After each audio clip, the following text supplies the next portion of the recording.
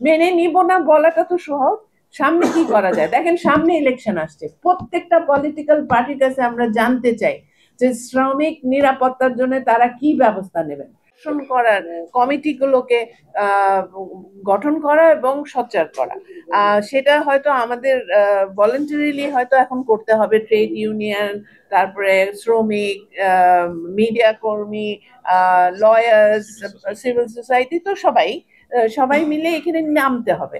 আমরা বারবার একদিকে ঘটনা ঘটবে, প্রতিবাদ করব, আবার চলে যাব, এটা সম্ভব না, এটা মেনে নেওয়া যাবে না। এবং কেমিক্যাল কে জন্য যে গাইডলাইন, যে পলিসি দরকার, এটার জন্য আমরা কিন্তু আমাদের অ্যাডভোকেসি চালিয়ে যাব। এবং আমরা আশা করি যে আপনারা মিডিয়াতে যারা আছেন তারাও এই বিষয়টাকে বারবার তুলে ধরবেন যে এখানে একটা পলিসি দরকার, গাইডলাইন দরকার।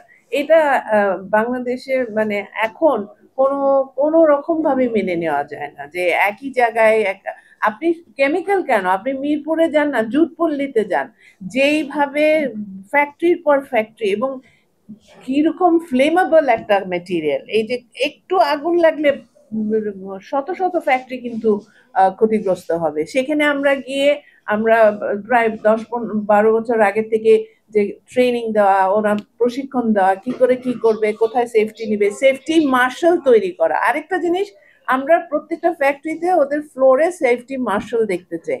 এইটা আমরা তাদেরকে কিভাবে আপনাদের মাধ্যমে এবং অন্যভাবে নিয়ে আসতে পারি সেটা দেখতে হবে।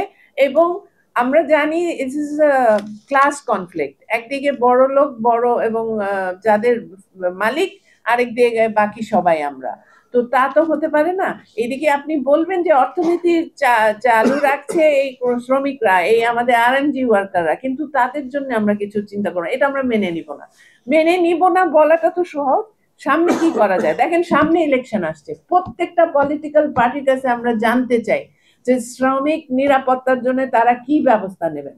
আপনারা যে ভোট দিবেন, আমি যে ভোট দিব কেন, ওনারা কি করবেন, কি ব্যবস্থা নেবেন, এটা আমরা জানতে চাই। যে শ্রমিকরা আসলেও কি তাদের চিন্তা ভাবনায় রাজনীতিতে আছে কিনা, শুধু এক্সপ্লয়েট করার জন্য আছে, নাকি তাদের সুরক্ষা এবং ব্যবস্থার জন্য তারা কাজ করবে। আমরা এটা দেখতে চাই প্রত্যেকটা পলিটিক্যাল পার্টির কাছ থেকে, প্রত্যেকটা রাজনীতিকের কাছ থেকে আমরা শুনতে চাই যে তারা আসলে কি ব্যবস্থা নেবে।